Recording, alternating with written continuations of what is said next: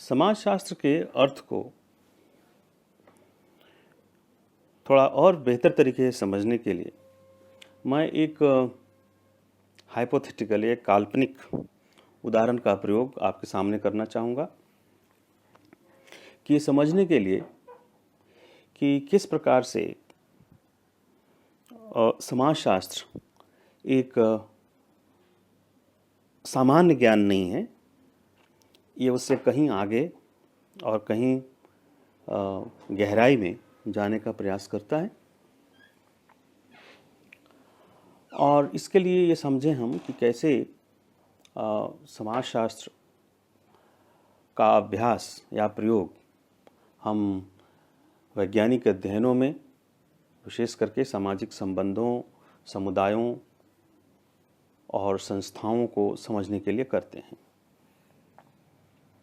चलिए हम एक कल्पना करते हैं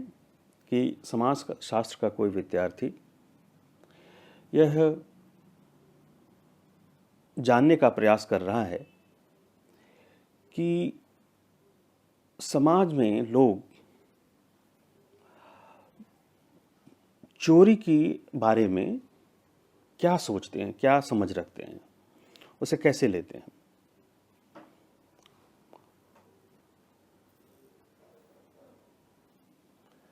तो अब इस चीज़ को जानने के लिए या इसके बारे में पड़ताल करने के लिए समाजशास्त्र के भीतर बहुत सारे तरीके हो सकते हैं। हम एक संभावित तरीके के बारे में बात करते हैं कि वह विद्यार्थी जो कि यह जानना चाहता है कि समाज में लोग चोरी के बारे में क्या समझते हैं, तो वह सबसे पहले उसने क्या किया कि एक समस्या या एक प्रश्न उसके सामने है जिसको रखा। फिर उससे संबंधित वो क्या करेगा कि एक सर्वेक्षण के लिए कुछ प्रश्नों की सूची बनाएगा, जिसे हम सर्वे फॉर्म कहते हैं। फिर वो ये निर्धारित करेगा कि ये सर्वे फॉर्म के आधार पर जो जानकारी एकत्रित करनी है वह किस समुदाय, किन लोगों से करनी है, यानी कि उत्तरदाताओं का चुनाव करेगा। और फिर उन उत्तरदाताओं के बीच जाकर के वह उनका साक्षात्कार के माध्यम से या अन्य जो भी माध्यम हैं तथ्य एकत्रण के, यानी कि पोस्ट के द्वारा, डाक के द्वारा भेज करके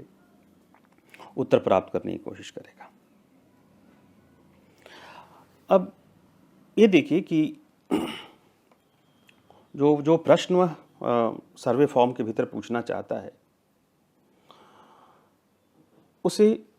पता तो करना है कि लोगों की चोरी के बारे में प्रवृत्ति क्या है, लेकिन वह बहुत ही चतुराई से जो वो पहला प्रश्न पूछता है वह ये पूछता है कि ये नहीं पूछता है कि चोरी अच्छा है या बुरा है, वो ये पूछता है कि किस प्रकार की चोरी ज़्यादा बुरी है। और वह चोरी को दो रूपों में विभाजित करता है। एक चोरी वह जो लोग सरकार से टैक्स के रूप में चुराते हैं, टैक्स इवेजन, जब आप अपनी आमदनी के बारे में सरकार को गलत बताते हैं, जिसको हम टैक्स इवेजन कहते हैं। और दूसरा कि लोगों के कल्याण के लिए सरकार ने जो योजनाएं बनाई हैं उसका लोग अनड्यू या गलत तरीके से उपयोग कैसे करते हैं, यानी जिनके लिए वो कल्याणकारी योजनाएं नहीं हैं, जो उसके पात्र नहीं होने चाहिए, वो भी उसका पात्र बन करके फायदा उठाते हैं। तो ये दोनों ही समाज में चोरी के प्रकार हैं। और हम देखते हैं कि समाज में अलग अलग लोगों के द्वारा अलग अलग समय पर इसका उपयोग हो सकता है किया गया हो। तो उस विद्यार्थी ने इन दोनों ही प्रश्नों को सामने रख करके और लोगों की राय जानने की कोशिश करी कि उनसे उनके सोच के बारे में, दोनों ही, कि चोरी क्या है और कौन सी चोरी ज़्यादा ख़राब है और कौन सी चोरी कम ख़राब है, इसके बारे में पता किया जाए।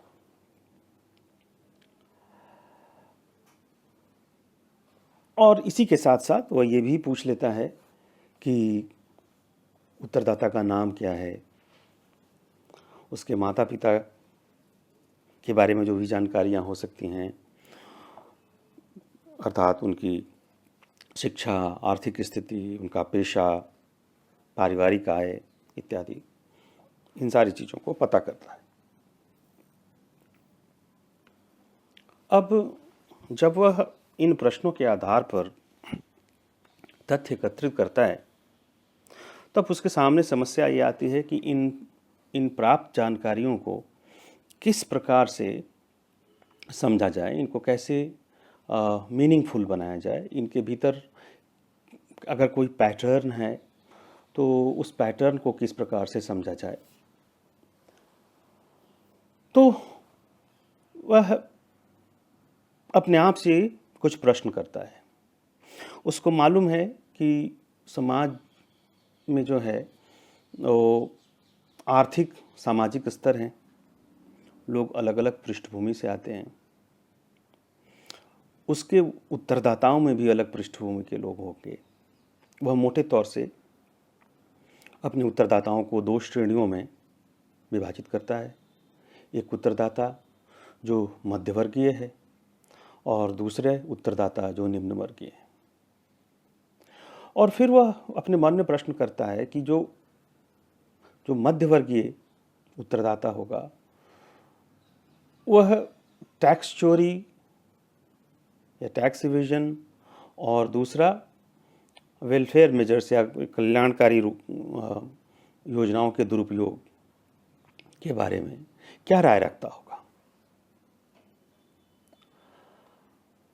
और शायद वो ऐसा सोचे कि जो मध्यवर्गीय जो लोग हैं, जो कि निम्न वर्गीय लोगों की तुलना में उनके आयकर देने की संभावना अधिक होती है और उनको ऐसा लगता है कई बार कि सरकार जो है उनसे बहुत अधिक इनकम टैक्स या आयकर प्राप्त करती है। तो हो सकता है कि उनमें ये प्रवृत्ति हो कि इनकम टैक्स को अधिक से अधिक बचाया जाए और इस सिलसिले में अगर टैक्स की चोरी थोड़ी बहुत अगर वो करते हैं तो उतना ज़्यादा अन्यायपूर्ण नहीं है। और वहीं जो निम्न वर्गीय व्यक्ति है वो ये सोचे, वो कई बार हो सकता है कि सरकारी योजनाओं का लाभ लेकर के अपने जीवन को थोड़ा सा बेहतर करने की कोशिश की हो, तो वो हो सकता है कि उसके मन में सरकारी योजनाओं की उपादेयता के बारे में कुछ अच्छी सोच हो और वह ऐसा सोच सकता है कि सरकारी योजनाएं लोगों के कल्याण के लिए ही होती हैं और उससे अगर मैंने अपना या हमने या हमारे जैसे कुछ लोग अगर इसका फ़ायदा उठाते हैं तो ये ज़्यादा बुरी चीज़ नहीं है। तो इन दो तरह के सोच के आधार पर तथ्यों के विश्लेषण से पहले वह एक प्राकल्पना विकसित करता है, अध्ययन करता इस सोच और जानकारी के आधार पे। पहली प्राकल्पना ये कि जो मिडिल क्लास के जो लोग हैं वो ये मानते हैं कि वेलफेयर चीटिंग या कल्याणकारी योजनाओं का दुरुपयोग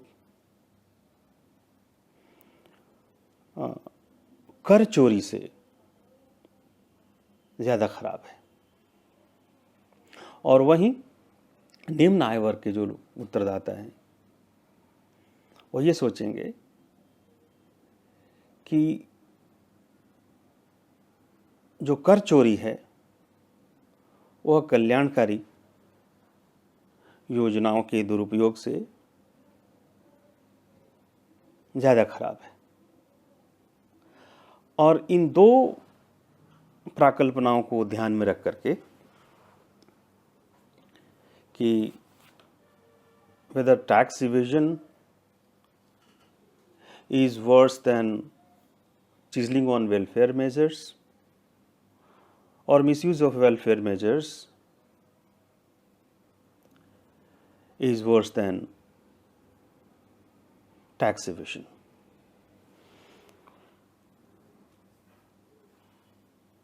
और इन दोनों ही प्रश्नों के बारे में अलग अलग सामाजिक वर्गों की राय क्या अलग अलग है प्राप्त उत्तरों के आधार पर, और इस चीज़ को ध्यान में रख करके वह सभी जो भी उत्तर उसको प्राप्त हुए हैं उनका वो विश्लेषण एक सारणीयन करके टेबल बना करके और उनको टैबुलेट करके सभी डेटा को, और तब उनका निष्कर्ष निकालने की कोशिश करता है। और इस प्रयास में वह चोरी को के बारे में जो लोगों के विचार हैं उसके आधार पर वो हो सकता है उसको कुछ वर्गीय स्वरूप, वर्गीय अंतर सोच में उसको दृष्टिगत हो। जैसे मान लीजिए कि अधिक आय वाले लोगों ने में से अधिकांश लोगों ने अगर ये कहा कि सरकारी कार्यक्रमों का गलत फायदा उठाना गलत है, और वहीं जो निम्न आय वाले जो लोग हैं उसमें अधिकांश लोग अगर ये कहें कि कल्याण कार्यक्रमों का फायदा उठाने के बजाय टैक्स चोरी ज़्यादा गलत है, तो इन दोनों ही स्थितियों में उसकी जो प्राकल्पना है, जिस प्राकल्पना को लेकर के चला, वो साबित होती है, वो प्रमाणित होती है कि टैक्स चोरी को लेकर के कि किस प्रकार की चोरी समाज में ज़्यादा बुरी है, उसका एक वर्गीय चरित्र है। वह यह भी जानने का प्रयास करेगा कि क्या उत्तरदाताओं के जो विचार हैं टैक्स चोरी को लेकर के, उसके साथ उनके कुछ सामाजिक पारिवारिक पृष्ठभूमि का भी योगदान है, और इसके संबंध में भी वह कुछ निष्कर्ष निकालने का प्रयास करेगा। तो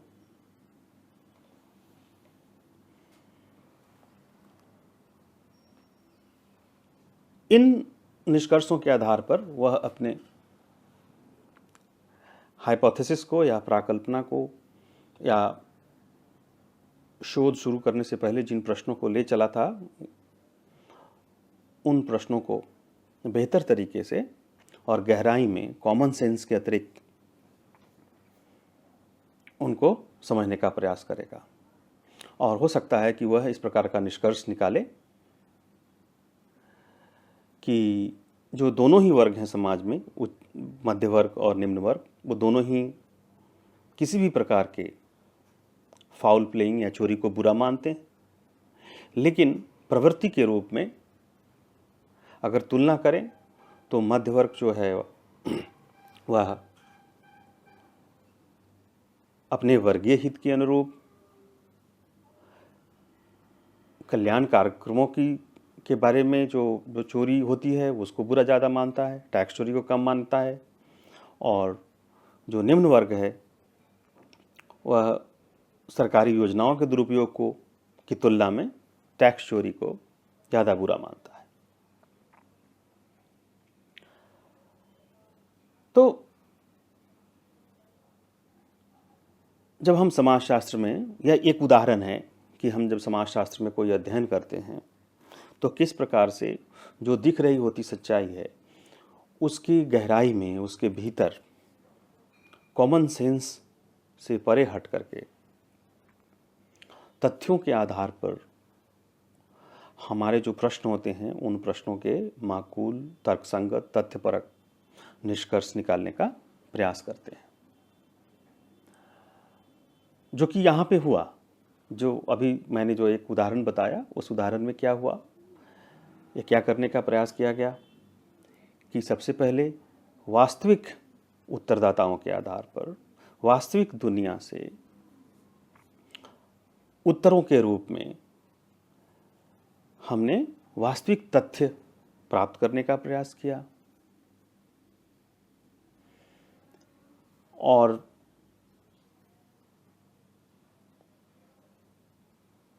इस प्रयास में और निष्कर्ष निकालने की प्रक्रिया में कुछ हमने निश्चित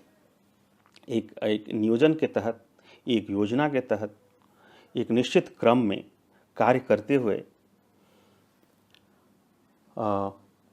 संपूर्ण जानकारी एकत्रित की, उसका विश्लेषण किया और उसका निष्कर्ष निकाला। उससे संबंधित उन तथ्यों को समझने के लिए, उनको अधिक अर्थपूर्ण बनाने के लिए कुछ प्राकल्पनाओं का विकास किया, निर्माण किया और उनकी व्याख्या की,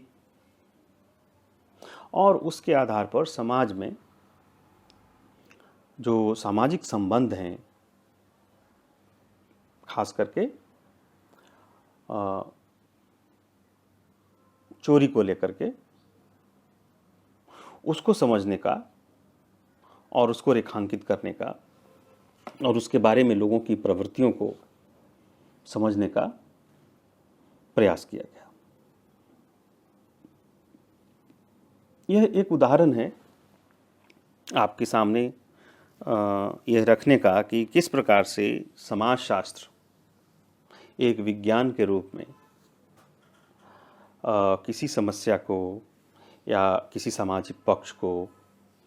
समझने का प्रयास करता है। अब हम